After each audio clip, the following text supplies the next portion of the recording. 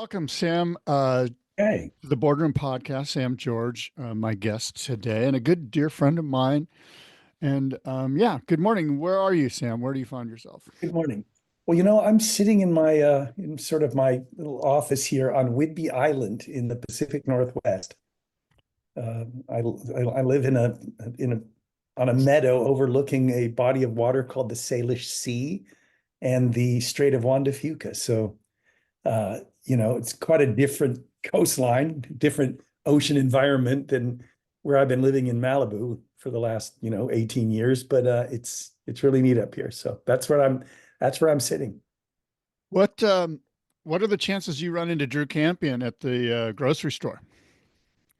at the Payless, no less, the Payless store in Langley where he lives. Yeah, I ran into him in the store once.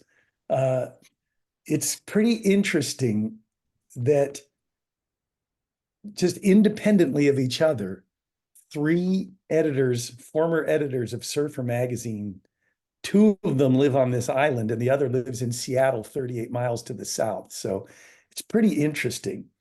Yeah. And unbeknownst to me, when I moved up here, the former uh, shaper back during the late 60s, early 70s, Danny Callahan lived here on the island, and an Orcas Island, which is just a few miles to the north. That's where 𝐒𝐿𝐴ₐ ended up. So it seems that a lot of California surfers end up here. Yeah. I'm not sure what the connection is there other than real estate prices, perhaps. I don't know. Well, no, it could be. Well, think about it. Guys that moved up here, 50 years ago, 40, 50 years ago, they were just trying to escape the overcrowded sprawl of Southern California. So it's all relative. Back then, they were fleeing the crowds, and they probably couldn't even imagine what it looks like today. So. Well, Sam, as I mentioned earlier, you're a dear friend of mine, a friend of my family's.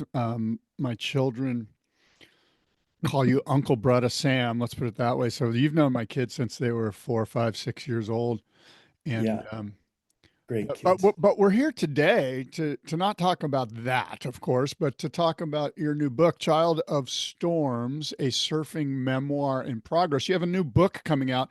I'm interested about the title because I'm wondering, like, does the publishing house have some sort of artificial intelligence algorithm where, like, we've got to have this phrase in the title for this book to sell? Like, what's the process of naming your book? And um, is it true, like I say, that there's some marketing geniuses out there that come up with these things? Actually, it couldn't be more opposite of that. Um, the origins of the title, Child of Storms, I was writing the sort of introduction. Well, for one thing, it's the book that I have coming out. Um, it's actually a book of my stories. I mean, as some people might know, I've been writing about surfing. I started writing for Surfing Magazine in 1982. And I've been writing about surfing every month since then. So I've written a lot about surfing. I've written a lot about surfing history, surfing board design, travel.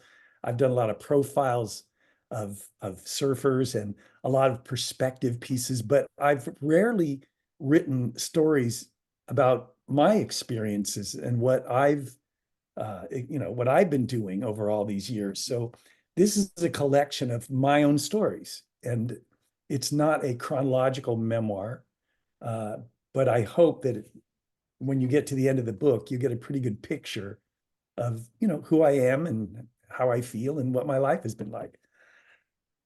So in writing the introduction, I was making sort of an analogy how really all of us are like waves.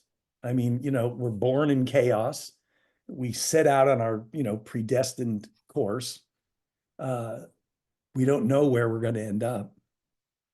And, eventually, we live out our lives in sort of like a brief flurry, a dynamic brief flurry. And then we disappear and we're absorbed back into the whole. And when I was kind of making that analogy, I I called the waves. They were the children of the storm. They were born in the storm. And then I really started thinking, wow, I'm sort of impressing myself by going, hey, wait a minute, that is a pretty good analogy for who we are. When you've dedicated your life to waves, to ocean waves, just like the waves, we are the children of storms. And so I decided to call the book Child of Storms. Now, the Well, interesting thing, the anti-algorithm, yeah, go right ahead. oh, I was just going to ask you if we are, in fact, the analogy is that we are waves in some fashion. I imagine that I'm probably a little reformed somewhere. I'm wondering if you're a groundswell. Like, do you consider yourself like a windswell peak at a beach break? Are you some perfectly formed groundswell in J Bay? Like, what kind of wave are you? You know,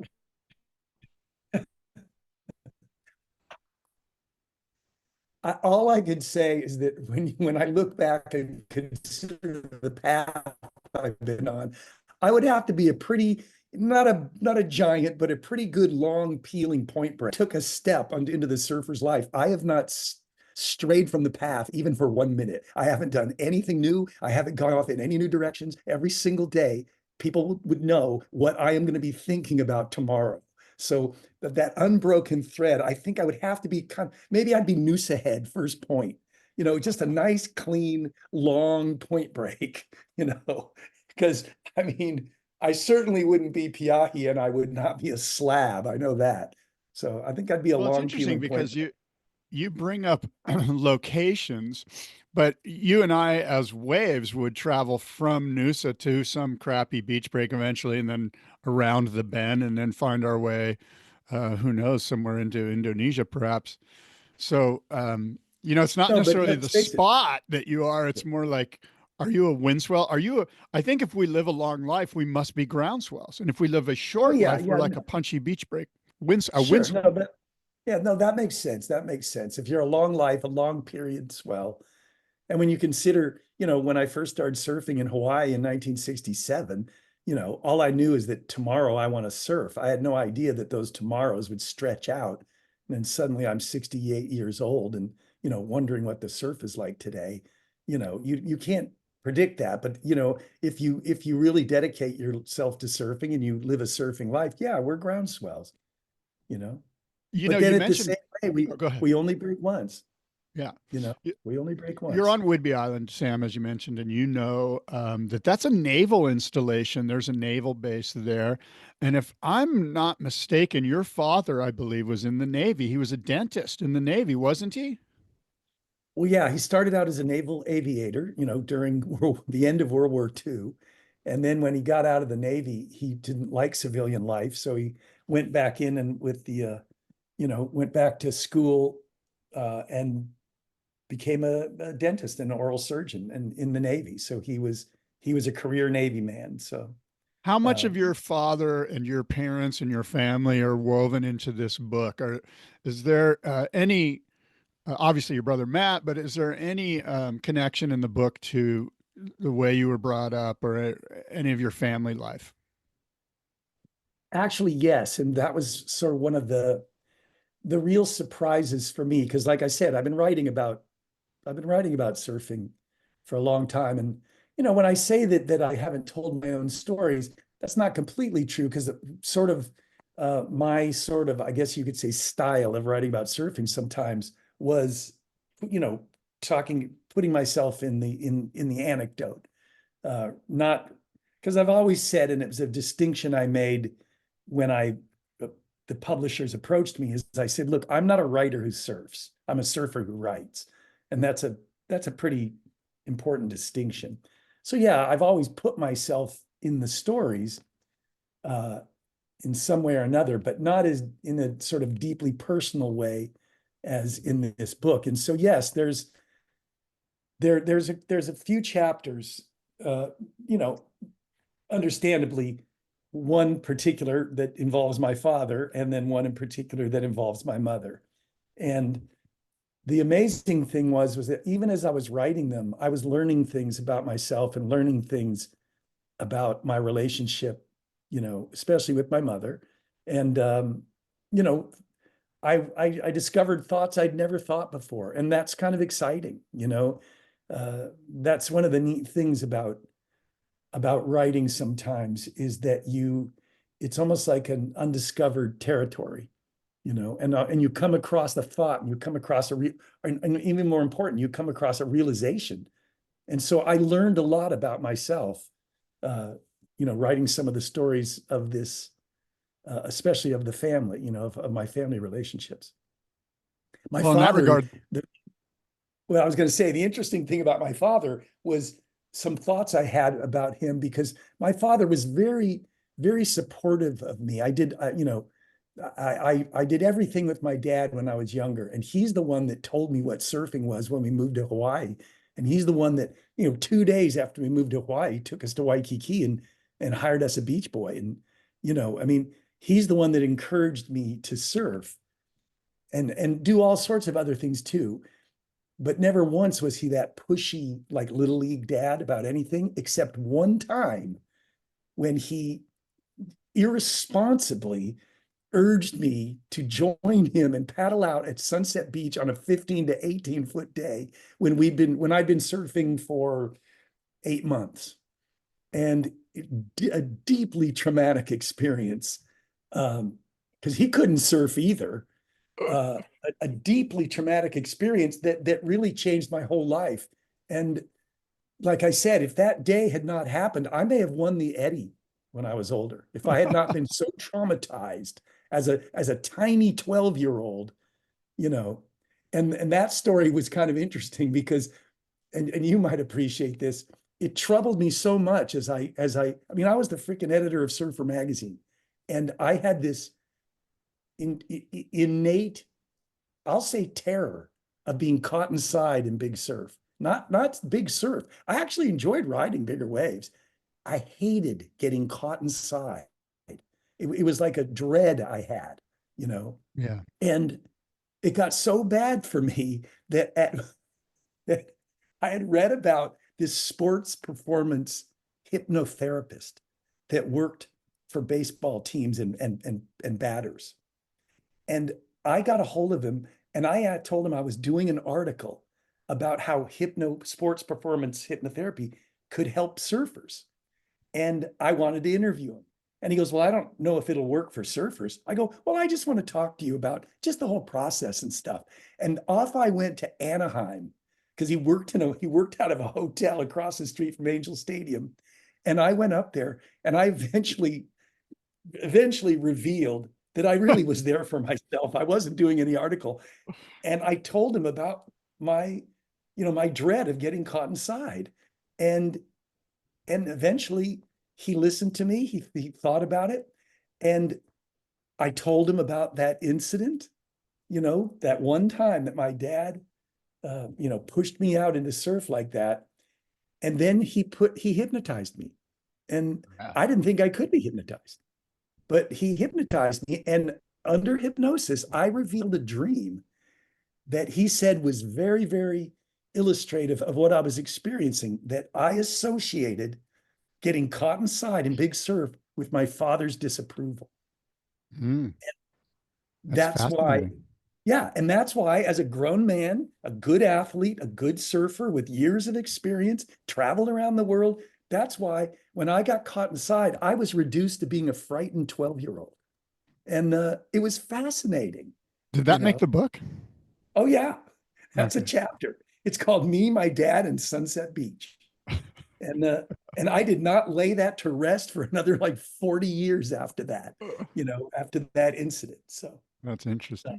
no, it's and the sort of the epilogue, the climax of that story is one of the most interesting experiences I've ever had in surfing. But you'll, of course, like any author will tell you that has a book coming out, you can get the book and read about it. But yeah, so there you have a deeply personal experience that I wrote about. That I never wrote about that back when when I went to the hypnotherapist. I didn't put that in Surfer magazine.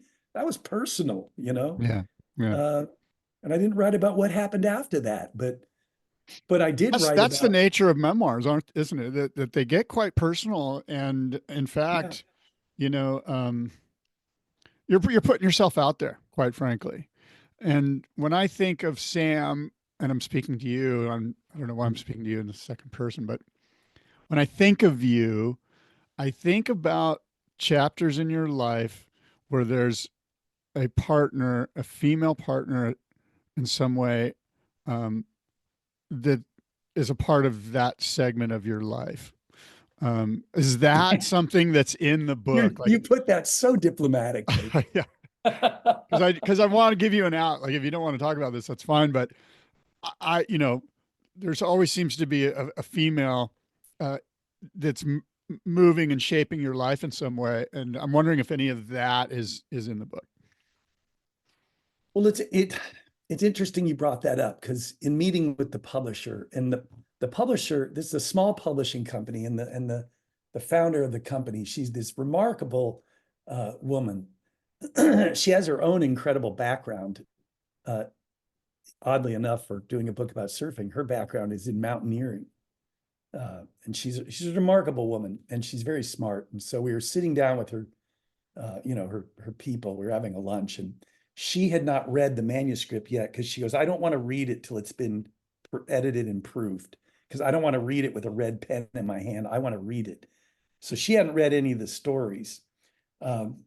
They're what they call their author liaison. She had read a few of the chapters, and her coworker said, no, there's some great stories here. And she said to me, the publisher, she goes, okay, well, that's good. That's good to hear. She goes, but I'm more interested in hearing what stories you didn't put in the book, because this is a memoir. And so what stories did you not put in the book? And I thought about it for a second, and I realized I didn't write about any of, and I know this makes me sound like some Zulu chieftain or something, but I said I didn't write about any of my wives. Matter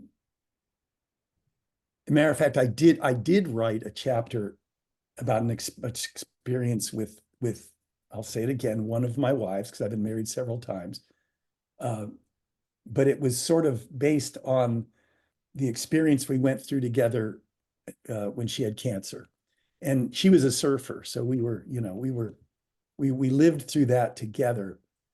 But to me, to only write about one would have, and the only one I wrote about was my wife that had cancer.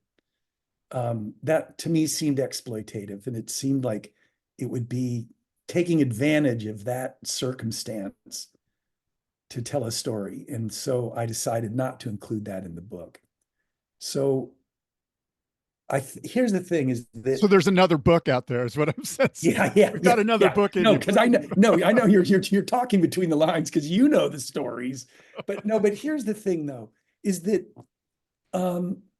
what a lot of people might in the surfing world might not remember is that my brother Matt and I, we actually got a university writing course, an English course. We got it accredited and developed a curriculum.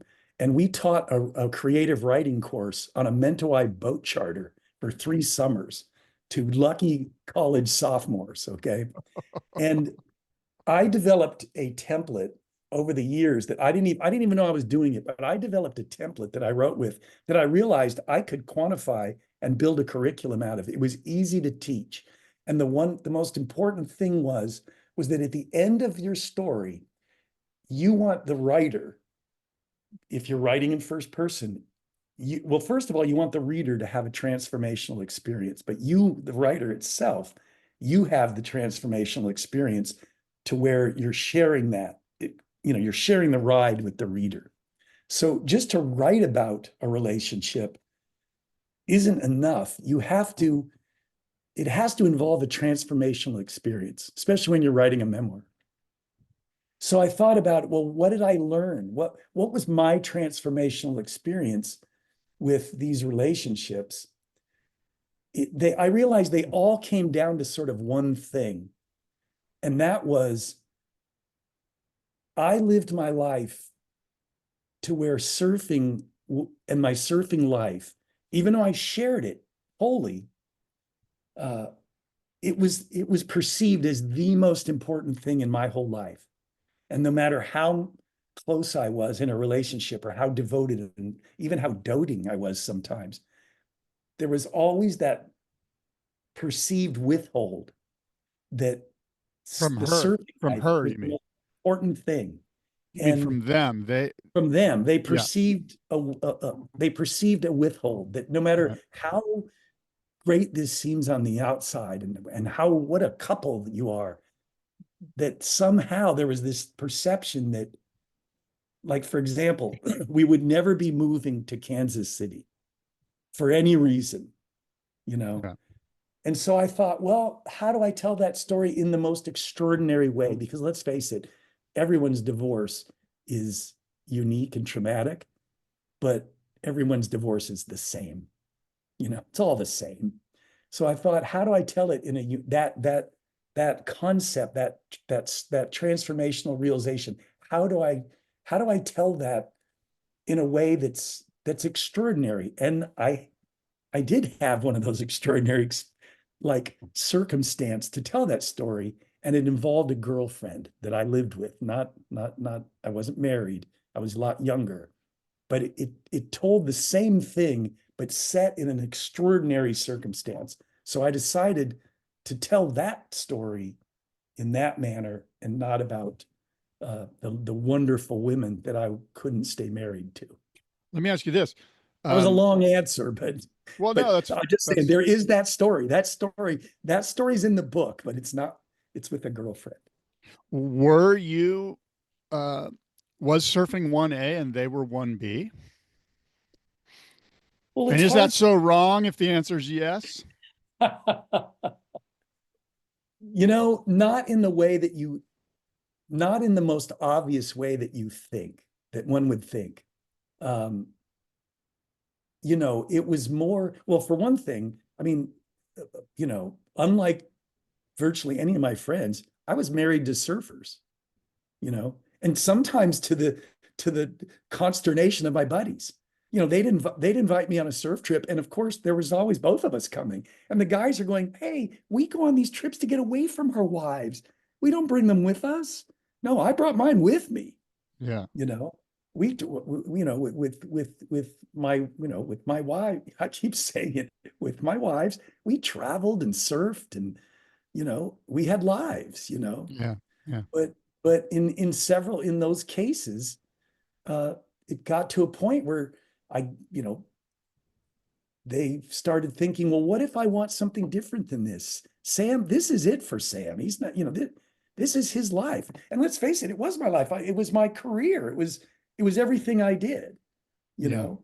But what if I want something different? I can't ask him. Like I said, I can't ask him to move to Kansas City if I got a great job there, you know. In some ways, moving to Seattle is a huge moment of growth, if I can say that. I don't mean to be your psychotherapist or whatever, but that's a big move for a surfer to go to Well, no, Whidbey yeah. Island. Well, no, that's true. But think about it. I've been surfing for 57 years, and I've had several relationships, long-term relationships that ultimately ended. Uh, I hope I learned something, about, you know, well, like for example, I lived in a beautiful little beach cottage in Laguna Beach. My wife, we surfed together. We'd met in El Salvador, years before, and we reconnected. And I actually taught her to surf, which is interesting back in the day. We lived in a little cottage. She was a Laguna Beach artist. I worked for Surfer magazine. We surfed lowers every afternoon and traveled around the world surfing. It was like, wow. But then she one day decided, you know what, I want to go to grad school and get a degree in fine art, and I want to go to grad school up in the San Francisco Bay Area. That's what I want to do. And I thought about it, and I said, okay, we'll move up there and we'll do that. And I left the magazine and we moved up there. Now, I grew up there, and I grew up surfing Ocean Beach and Fort Point. And then eventually we moved into this cool little apartment 1 block back from the water in the marina, to where I could ride my bike to Fort Point. But still, that made it a little easier. But the point Yeah. is, yeah, I said, okay, I'm going to support you on this. Let's go. We'll move up there. So, but that was years ago. So yeah, the move north was yeah, it represents growth. It really Yeah. does. Yeah. I You think know, so. it does represent growth. You know, the Or giving up. No, Maybe and there's there's a a, little. no, no, And here's the thing. Once again, I'm going to keep throwing back to the book. The closing chapter is pretty interesting because I came across a surfing, I'm going to call it culture up here that is just fascinating. And all I'll say is that it required me to join the Elks Club. Okay. I'm an elk. I joined the Yeah, Elks Club. yes. The, You got a the elk patch. yeah, no, I got it right here. Let me see You got what a eight sticker or number. something? Yeah, no, I got my sticker. And this is my Yeah. sticker. Oh, yeah. I'm Elk Club number 827, Ballard, Seattle. And I came across a surf culture there, and it made for a wonderful experience. So What happens at the Elks Club in Ballard? Do you guys sit around a table and drink coffee or have schooners of some sort and no, and, it's like and Matt. regale each other with No, past it's like accomplishments? Or Matt Warshaw says, what do you do over there? You go there for lunch and you have a Monte Cristo sandwich and $1 beer, like no, it is a really interesting culture. But here's the thing is that in sort of settling into this new world up here, I came across this group. It's a group of paddlers. They paddle kayaks and surf skis in Seattle, and they recently have taken to paddling stand-up race boards, paddle boards. Well, what they informed me was that they're all part of the Elks Club. It's called this, and they have a paddling club that's ancillary to the Elks Club. The reason why is this Elks Club is located right on the water near this beautiful marina just outside of Seattle, a few miles outside of Seattle. And so they have a paddling club, and you have to be an elk to be able to, it's like locals only. You have to be an elk to be able to park in that parking lot to where you have easy access. There's an access easement to the water. There's a tiny little beach. yeah. And so you got to be an elk. Well, what they explained to me was adjacent to that club is what are called the Ballard Locks. There are these two lakes in Seattle, Lake Union, Lake Washington. There's ships out and fishing boats on those lakes. Well, many years ago, they cut a channel out to the Puget Sound, and they built a series of locks to let the ships go in and out of those lakes. Well, when they cut that channel, it created a sandbar. Okay. And when tides are just a certain right, low enough tide, and the proper giant container ship coming down from Alaska on its way to Tacoma goes by and coincides with that tide, the displacement wave off those container ships makes waves break on that sandbar, and it's a surf spot. And they've Yeah. taken to riding it. And I just went, all right, well, I got to be part of that. I gotta get in on that action. And so I joined the Elks Club. Wow, amazing. No, Yeah. it's hilarious. It's just Is hilarious. there a special outfit or a hat or anything? No, and I had to go through the initiation process, and I would tell you about it, but in the initiation process, I had to swear I would never tell anyone about it. Oh, well, okay. But I'll I use my became an elk. imagination. No, but yeah, use your imagination. No, it's actually a pretty neat civic organization. And the best thing is that I'm sure next to the venerable Outrigger Canoe Club on Diamond Head in Waikiki is the Elks Club. Matter of fact, the Elks Club owns the property and the Outrigger Club leases it. So Wow. once you're an elk, you're an elk. So now I have access to the parking lot at the Elks Club in Waikiki. And when you Oh, think about it, parking in Waikiki is worth anything you have to go through to get a parking sticker. So no. Sam, right now I'm Googling Elks Club Encinitas to figure out how I yeah. can become a member. No, it was great though. No, it's a really neat group of people there in the paddling club. And I won't tell how it turned out, but I will tell you one of the part of the story, which makes for a great story, was I literally sitting at my desk, writing a story for the inertia. And I got a text, and all it said was, good tide, good ship, 12 o'clock. And I went, what? And I looked at my watch and I realized, okay, if I'm going to get to the ferry in Clinton, take it across the sound to 𝐒𝐿𝐴 and get to Ballard Elks Club in time, I've got to leave right now. And I just jumped up from my desk, took off my pajamas, put a big board on the car, got my car, and I took off for the ferry. And I was going to just barely make the ferry. And as I was racing towards the ferry, here I was, I'm on Whidbey Island, Pacific Northwest, heading for a ferry to help, to get to the Elks Club in Seattle. And I realized I was as excited as the first time I turned off Baja Highway 1 to go to Scorpion Bay, or, the Gama Road, which you take off on the way to get to J Bay from Port Elizabeth. I realized I was just as excited. And I was the last car on the ferry, and Yeah. I realized, you know what? It's all here.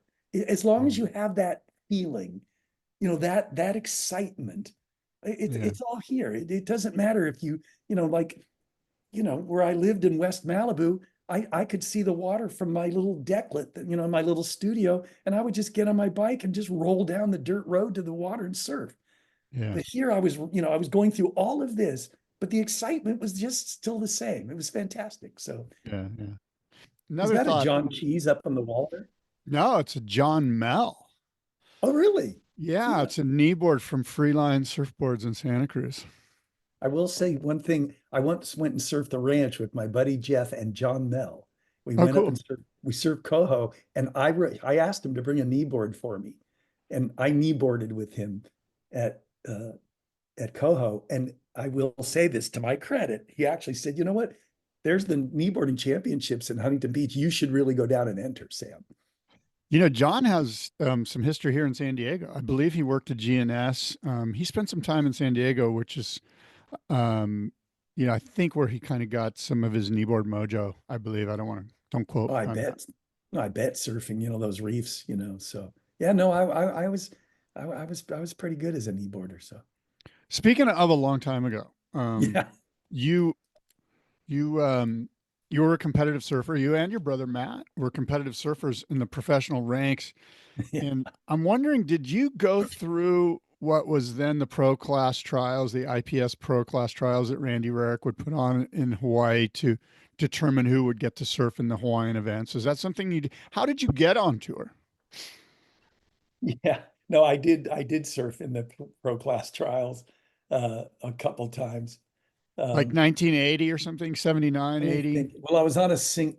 No, I was on. It had to be 82. No, I surfed in it. I think I first surfed it in 1980, and that was at Sunset Beach. The pro class trials were at Sunset Beach. I mean, I squeezed my way into a couple Australian titles. I mean trials because for one thing, I went there in 1978. No, there were hardly any Californians that went there, and uh, I was like I ended up as the number one WSA in the men's division. I Hmm. just honestly, I didn't start surfing in contest till I was like 23 years old because I wanted to go surf Burley Heads, and I couldn't afford to do it because I was a dishwasher. So I thought, well, look, I'll surf in the amateurs and the WSA. I'll win the U.S. championships. I'll get a sponsor, and I'll go to Australia. So I ended up getting, I think, second in the U.S. championships, which was quite a disappointment to me. But no, so I just sort of squeezed my way into some of those trials in Australia, and then that let me get into the pro class trials. One of the things that I talk about in the book is it took me a long time to realize that I was a real late bloomer in surfing, and I realized looking back on it, I just wasn't good enough back then I mean, I was good, but not good enough. Yeah. Uh, and at Sunset Beach, of course, because this was when I was still, terrified about getting caught inside because I was a Yeah. 12-year-old boy, frightened 12-year-old boy. I had a real problem with the pro class trials at Sunset Beach. But yeah, I got into the pro class trials, and once one glorious time, it was the first year uh, that there were thrusters. I had 𝐿𝐼𝐿𝐼𝐿's first thruster. Yeah. 6'4", because I was part of the whole Channel Islands mojo back then. And he made a 7'4" thruster that at the time was one of the only 7'4s that was ridden at Sunset Beach. And this is what's kind of funny. There was only one of them. So me, Willie Morris, and Sean Thompson, world champion, we all shared that board. We Oh, would wow. trade off in heats because everyone else was a little wary of thrusters. They were Yeah. mostly riding single fins. Well, Al made a 7'4" thruster, and yeah, so we all shared that board. Uh, and the waves were small for the first few rounds, and I surfed my new 𝐿𝐼𝐿𝐼 thruster at Sunset Point, and I got to basically the quarters of the pro class trials surfing, 6 to 8 foot Sunset Point. Yeah. But then the next day it was, 10 to 12 to 15 foot sunset. And I wrote about this years ago. I had Willie Morris as my caddy. And I'm out there, and my first wave, because I had never ridden a thruster in big waves. And so when I dropped in on a big sunset wave, I moved forward, my foot forward, and leaned into the turn. The board tracked. I fell on my face and just took a brutal thrashing. Okay. Ooh. But I caught two pretty decent waves. Apparently, all I needed was one more, and I would have got through to the semis. And that would have meant that I would have been in the other contests. Which ultimately I realized I had no business being in those other contests. But I was out there. Actually, I should have written about this in the book. There's book number 2, I'm telling you. I'm sitting out there in the lineup with like Ken Bradshaw and, Carrie Terrakina or somebody. And this big giant West Peak sunset wave comes looming in. And I am, like I said, I was reduced to that 12-year-old kid. I started paddling outside as fast as I could. Willie, who was much younger than me, but he was a really good sunset surfer. Yeah. He starts yelling at me, Sam, stop. It's not going to break. Stop. Take it. It's not going to break. And it was like getting slapped in the face. I realized, oh my God, it's not going to break. I could catch this. I spun around and I paddled as hard as I could. And I missed it. I couldn't get into it because you know how hard it is to catch waves at sunset. Yeah. I missed the wave. And apparently on the beach, the commentator's going, well, there you go. No guts, no glory. Okay? Just humiliated. Oh, I didn't man. get through the heat. I think Ken Bradshaw won it. But what I realized was that would have qualified me for whatever the next contest was that was held at Waimea Bay. There was no way. And Sam George at that stage of my life in the Pipe Masters, no, that wouldn't have worked. So in a way, it didn't matter that I didn't catch that wave. But anyway, you mentioned the pro class trials. And that was just one of those stories that, that sort of really characterized my career. But yeah, because I'd done enough, like I got through to the main round of a few events in Australia. They had a US pro that was at Malibu, and they lost their permit and they moved it to County Line. And County Line was back then before the 83 big El Nino year. Yeah. It had a really good setup on the point. Yeah. And I lived in Santa Barbara. I surfed Rincon.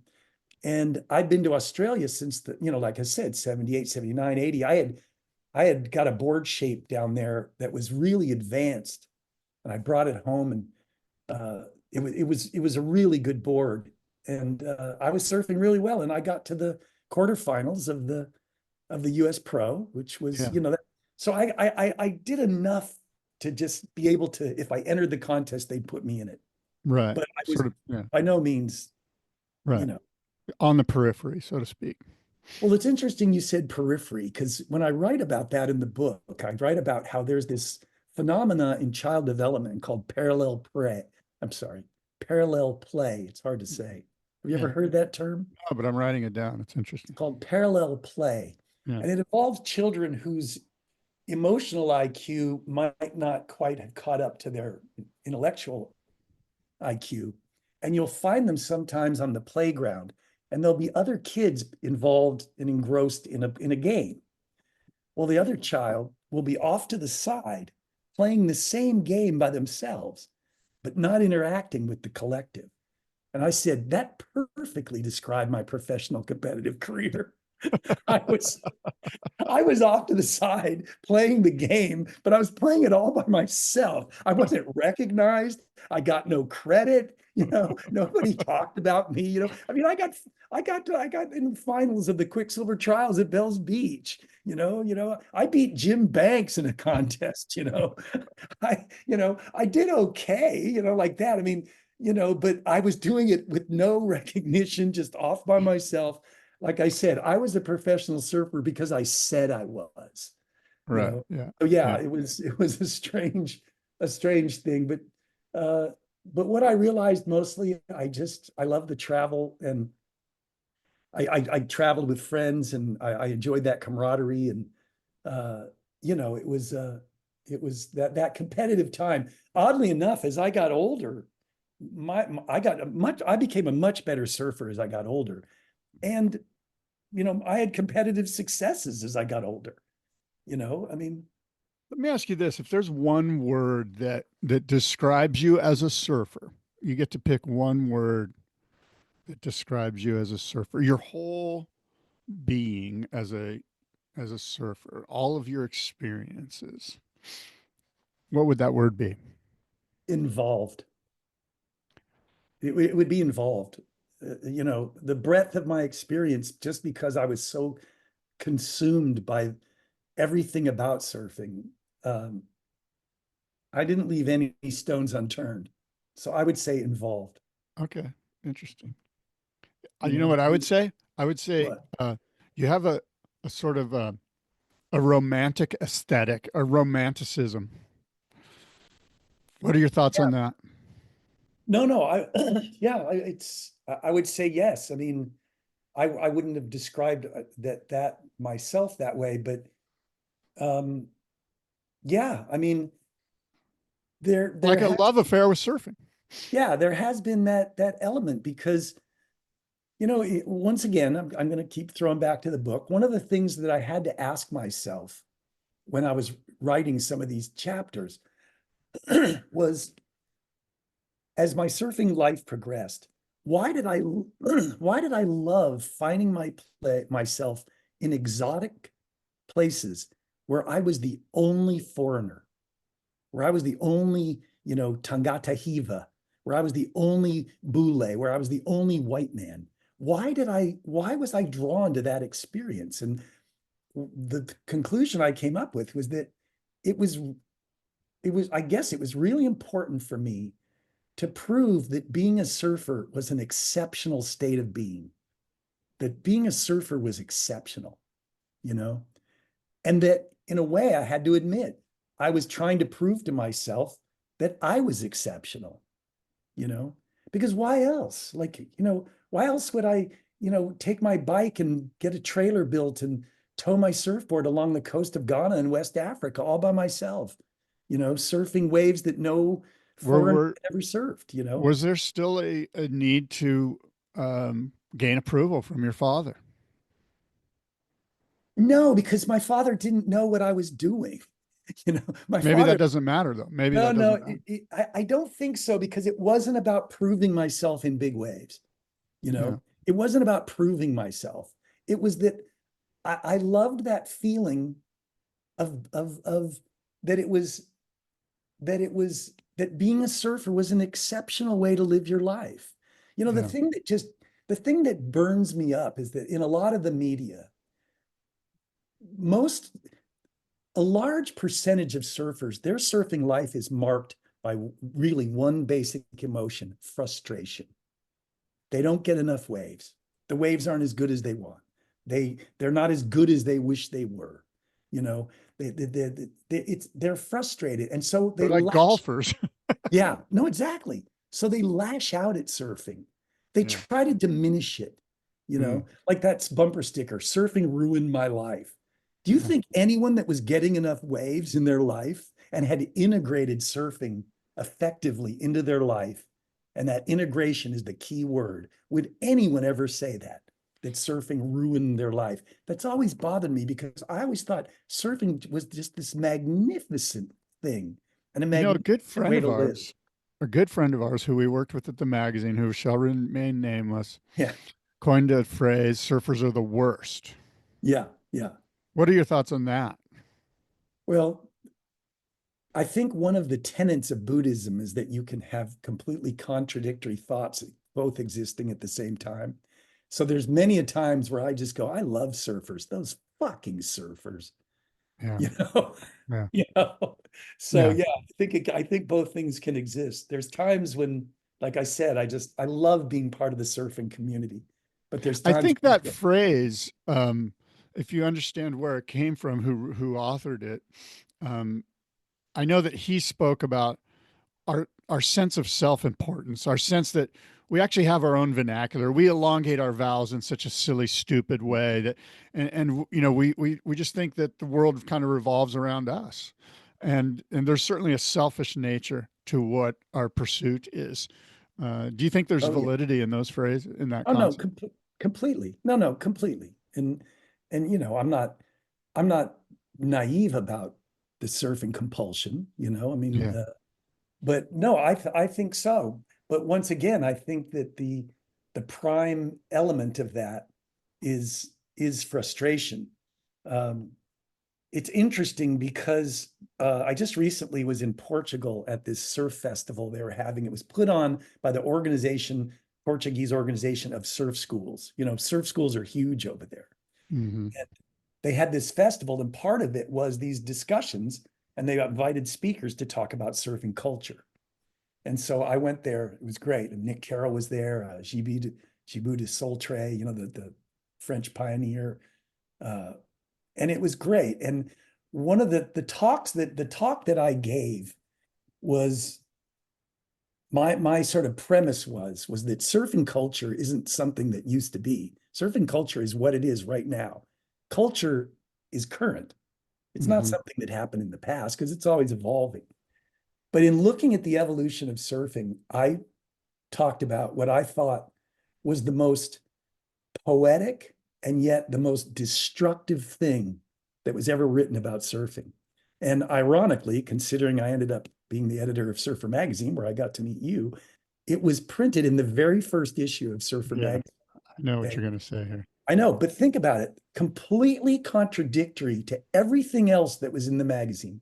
When you look at the first issue of Surfer, which was a program for John Severson's films, it made surfing look so much fun. You know, people were surfing, people were riding together. There's even a picture of three guys on one board, Mike Doyle, Mickey Munoz, and Mickey Dora. You know, there's a woman in the first issue of Surfer, you know, Linda Benson, you know, winning the 𝐂𝐿𝐻 championships. It makes surfing look so much fun in a collective way. And then at the end, there's the picture of Rennie Yater paddling out on a crisp winter morning at Hammond's Reef with offshore wind. And Severson wrote, in today's crowded world, the surfer can still find the perfect wave, the perfect day, and be alone with the surf in his thoughts. So he planted a seed that to really experience the ideal surfing experience, it's got to be a perfect day and you have to be alone. And those I love John Severson, and that's such a romantic, poetic statement, but it was the most destructive thing ever written about surfing because that ethic has led to everything bad about surfing. Because I don't care about the slang. Everyone has slang. God, you ever go to like interview fans at a football game? It's like they're speaking a foreign language. Yeah. But it's that sense that you have to eschew the collective. Well, I remember we put out an anthology of stuff for Surfer Magazine, and you guys called it The Perfect Day. The Well, yeah, book, remember because the book you yeah, made? no, I wrote that book. Of Yeah, course no, I do. you, Yeah, you, no, you I called did it The call it. Perfect Day. Like, you're No, I part of did the call it the problem perfect here. day, and I was throwing back to that statement that he made, and Yeah, I wrote about it. I mean, yeah, you know, it at once galvanized and inspired surfing, and at the same time, it created this false ideal. You know, because when you go, you know, I don't do a lot of surf collecting, but I do have some good, really fascinating early volumes written by early visitors to Hawaii. yeah. You know, I've got William, Hume. you know, well, I've got an 1813 volume of Captain Cook's voyages, you Yeah, know, William Ellis, 1831, where he has these beautiful descriptions of surfing. I mean, I've yeah, got these old books. And when you read about it, there's one theme that runs through it. They say everybody surfed. They go, yeah, you know, when the waves are up, entire villages would empty out, men, women, children, royals, commoners, everybody surfed. You know, that's the original surf culture. When you go yeah, to San Onofre or you go to Cowell's in Santa Cruz or you go to Mondo's, you know, the original surf culture doesn't, it's not pipeline, you know, it's San yeah, Onofre yeah, because everybody surfed. yeah. And this whole thing about wave storms and adult beginners and all this. That's surf culture. That's original surf culture. Yeah. Before we created this false ideal that you're supposed to find perfect waves. Now they call them proper waves, which is a disgusting term, as if any wave could be improper. And you're supposed to experience it alone with your GoPro and your filmer nowadays. Yeah. So yeah, it's like that you can't deny the bad things about surfing that come along with any compulsion. Yeah. Yeah. But if you look at it, the underlying tone and theme of surfing it's just the most wonderful thing. I'm gonna leave us with this. We've been talking a little bit about your new memoir, Child of Storms, a surfing memoir in progress. I think it's coming out in April of next year. And from D'Angelo Publications. 𝐤𝐻𝐴ngelo In case Publications. anyone wants to order them early. Yes, please do. You know what? Great Yeah. Christmas gift. This is the giving season. Yeah. What book did you last read? What are you reading now? What books are you reading? What's going on in your reading list here? I've been reading sort of, well, along with reading, serious books. I just decided I was going to reread, probably for many times, but I'm rereading Heart of Darkness by Joseph Conrad. But I read a really fascinating new book about Captain Cook. It's called The Wide, Wide Sea. And it was written by an author that does a lot of historical work named Hampton Sides. Yeah, I love this. I've seen this book. I love Hampton Sides. I've read a bunch of his books. Yeah. I'm a big fan. I saw this book. I was very intrigued by it because I'm sure that Hampton, what he'll do, and you know better than me, is that he's got a wider scope. You know what I mean? Yeah. He's willing to look at other source material. Yeah, no, and I've got other books about Cook. I mean, like I said, I've got an 1813 version, volume of his, Pacific Voyages. But he took a really neat, he took a sort of new tack because he focused more on his last voyage. He did 3 of those famous voyages. He's the greatest explorer who's ever lived. When you really look at it, at the scope of his, of his travels back then. But it focused on his 3rd voyage and the transformation that happened to him, to where he wasn't the same guy as he was during his first 2 voyages. And who could be, when you consider how arduous those trips were? He was retired. They gave him a great job, they gave him the gold watch and gave him a great job in London. And he realized, no, I got to get back out there. Yeah. So it was really good. It was, and let's face it, our progenitors were those Polynesians that surfed their voyaging canoes across the Pacific and eventually found, Waikiki. So it was a fascinating book. And then I'm also reading an interesting book by another sailor, actually, and a naturalist. It's called How to Read Water. And it's really interesting. Just a little book, but it's really interesting. It's all about water and how to read water, and how to read water. It's like he takes it from puddles to the ocean, about how to read water, the movement of water, the tension of water, the wind on water, all this. It's pretty interesting, Because let's face it, when you become a surfer, pretty tough subject. No, I know it's really interesting though. I'm because when you become a surfer, you've got to learn to read water. Yeah, for sure. Oddly enough, I know a lot of good surfers who don't like being in the water. They love surfing, but they would never go swimming. If you dropped them off a boat offshore and they had to swim to shore, they'd be nervous. It's interesting, the relationship we have with water. So anyway, I saw that book and I thought, you know what, I fancy that I've learned some things. So, those are the 2 books that I'm sort of, I just finished the Captain Cook book, but those are the 2 books I've sort of been reading lately. So a lot of nonfiction. Them, of course, at least both of them are all about water. 2 nonfiction books. Yeah. Have you read this book by Amor Towles called Lincoln Highway? The Lincoln Highway. No, what's it about? I'm just going to leave it there. You check it out. Yeah, you check it out. It's the a Lincoln fictional, Highway. It's really fascinating. It's a very fun, easy read. I think you'll enjoy the shit out of it. Well, see, that's the interesting thing that people, I told you, I think I told you a while back, I was being interviewed and somebody asked me, which I think is kind of an inane question. Tell us something about yourself that people don't know, you know? But I think what a lot of people don't know about you, Scott, is that you have a real intellectual bent. I mean, you're a reader, you're curious, you know. I know you don't like to show it. You kind of, you know, you kind of give us that sort of, you know, you're just sort of, oh, I'm just putting one foot in front of the other. But you've always had that's why you're so much fun to go on surf trips with, you know. Well, thanks. Thank you. Believe Yeah. me, I've been on some surf trips where I wanted to throw myself off that catamaran. Just you know. Yeah. So yeah, You know, often during these podcasts, I look for the name of my new band, and you've given me progenitors, the progenitors, ladies and gentlemen. I know. Actually, that could be. You could be a retro band, but playing it with a modern style, and you know, there'd be Yeah. a certain irony there. So, Well, look, Sam, yeah. we've said Speaking a of lot. musicians, I see Yeah. your guitar in the background there. So, Oh yeah. You know, yeah, I'm a noodler, what I like to call a noodler, you know, like yeah.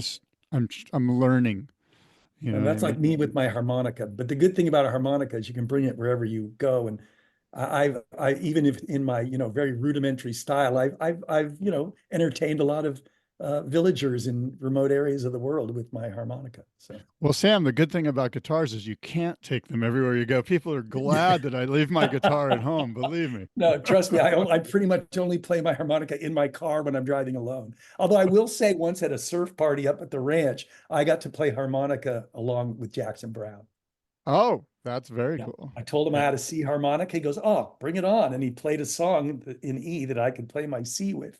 And I got to play harmonica with Jackson Brown. So, Yeah, I was listening to a song recently, and it was written by Jackson Brown, but somebody else played it. But anyway, I can't remember. yeah. Okay, well, look, Sam, we've said a lot. The book Yeah. is Child of Storms, a surfing memoir in progress by Sam George. And the book comes out in April, but again, it's giving season. You can certainly pre-order this book. And again, the publisher is DA. D'Angelo, D-I, and then Angelo, A-N-G-E-L-O Publications, D'Angelo Publications. And how many of these interviews, you're on a bit of a media mission here. No, And I no, imagine you've got some lined up. you're the first one, and this is the first podcast I've ever done. So Ah, yeah, okay, cool. this is my first podcast. I feel comfortable doing it with you, of course, because you Yeah, know it makes it a lot easy. easier. So yeah, it Yeah. comes out on April 15th, which is actually sort of appropriate because one of the chapters is called Sam George, the United States of America versus Sam George. And it's about when I got audited by the IRS. And Yeah. that's a hilarious story. So Uh-oh. yeah, so Yeah. it's appropriate. They didn't plan it, but it's coming out on tax day in Okay. tax. So Fair but enough. look, this is fun. You know that I could, you know, that's why I love taking long drives with you or going on surf trips because we could talk for hours. So Absolutely. All yeah. right. Well, look, Uh, I'm gonna look at the waves, believe it or not, and try to go get wet. But no, until it's next time, thanks so no, no, much. no. I really appreciate Scott, and thanks for all of this, and thanks for everything over the years too. I mean, you know, before we go, I just want to say, you know, I think the most important thing. Somebody asked me a question in a Q&A at one of the roundtable discussions in Portugal during that surf festival, and someone asked a question to me, and they said, "Well, what can you do that is good for surfing?" And my answer was, be good for surfing, you know? And how do you be good for surfing? And in almost every case, it means to contribute, not to just take, but to contribute. And I just want to draw, we've known each other long enough to where you know this isn't flattery. Your contributions to surfing are remarkable, you know, and what you have done, especially with the boardroom, makes you one of the most significant contributors to the sport. I see that picture of Bob McTavish behind you. I mean, think Yeah. about it. You know, from that point of Bob McTavish back then, 1967, that photo ran in Surf magazine in Australia. And that you connected that Bob McTavish with today's Bob McTavish. That's an amazing contribution. And I just want to throw it back at you that you know, Well, someone thank should you. be doing a podcast with you, not not the other way around. Well, that's nice of you. Thank you, Sam. I appreciate it. You know, what's cool too, really what's super cool about that is that Bob got to come out here and see Skip Fry, and he saw Rennie. He did a whole tour up the coast. He stopped in Orange County and saw some friends, some old friends. I don't know if he saw Mickey or not, but he did go up and hung out with Rennie, and he hung out with the guys at the, what's his name, Adventura Surf Shop. Oh yeah, yeah, yeah. Blinky. Blinky, Yeah, yeah, yeah. Blinky, and those guys. Like he did Billy a full Hubina. tour. It was so cool, and they posted photos of him, and you could tell like this is kind of like their goodbye, Oh yeah. in some way. And so it was pretty sweet, and that's Well, what's you made what's that fun. happen. No, but think about it. You made that happen. Scott Bass. I don't know about that. It wouldn't have happened He without. bought the ticket. Oh, no, but you provided the impetus. So Right. anyway, I know I'm flattering you, Yeah. but I know I'm going to give you credit, and that's why I love it that this is my first podcast because Well, cool. So anyway, Yeah. Katrina and the kids say hello, and until next time that we chat, adios and aloha. okay, thanks, Scott. Thank you.